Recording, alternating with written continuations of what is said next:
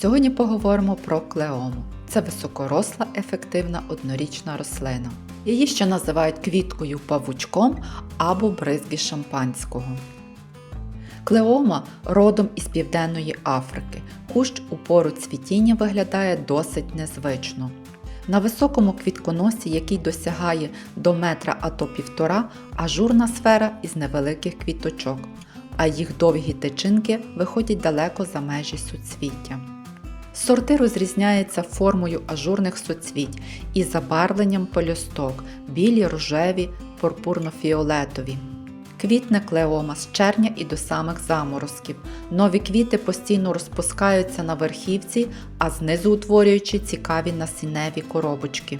Аромат у неї досить специфічний, але запах чудово відлякує шкідників. Садити таку рослину потрібно на сонячних ділянках. У тіні вона буде слабкою і не дасть таких пишних суцвіть. Вона любить тепло і добре дренований ґрунт. Будьте обережні, на стеблах є маленькі шипи.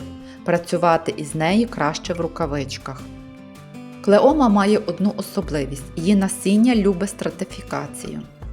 Якщо ви будете збирати насіння клеоми, пам'ятайте, насіння любить стратифікацію. Коли потрібно висаджувати клеому? Коли пройдуть заморозки, можна висаджувати сіянці вже у ґрунт. Зазвичай ця пора посадки настає в кінці травня або на початку червня. І вибирайте для саджанців сонячну ділянку без сильних вітрів. Догляд за клеомою простий, поливайте тільки у спекотну пору, не часто, але рясно, підживлюйте раз на 2 тижні під корінь комплексними добривами. Клеома хворіє дуже рідко, тільки якщо ви посадите її близько до ґрунтових вод і поливали без усякої міри. Але оскільки таке навряд чи станеться, можна вважати, що клеома невразлива. Коли правильно збирати насіння клеоми?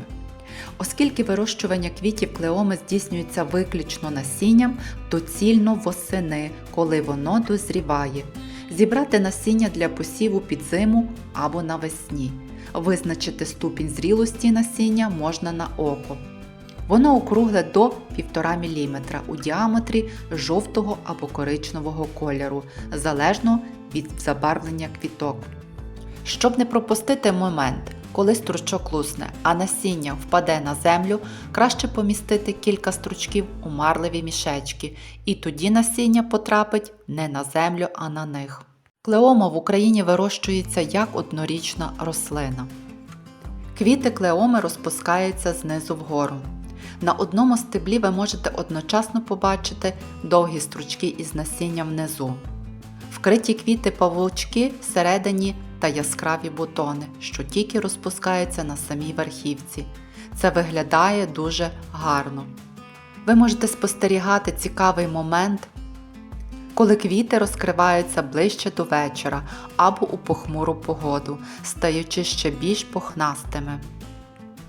Якщо ви ще не садили клеому, то зараз саме той час, щоб додати її до списку своїх садових фаворитів.